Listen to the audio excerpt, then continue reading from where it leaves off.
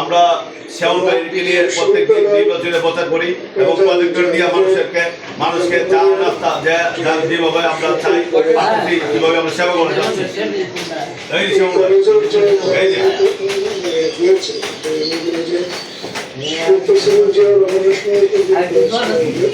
সরকারি কর্মী তারপরে আমরা যখন 2001 থেকে 2006 ওই সময় কিন্তু আমাদের দেশের খেলাধুলার জন্য কিন্তু এই কলেজে আমরা অনার্স শুরু করেছি।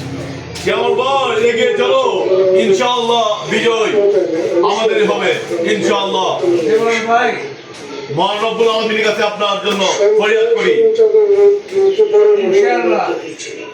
এবার আপনারা দেখেছেন আমাদের ভারপ্রাপ্ত চেয়ারম্যান জনাব তারেক রহমান এসে জাতির কাছে এই বার্তা যদি আমাদের জনগণ বুঝতে পারে এবং আমাদের দলীয় ব্যাপারটা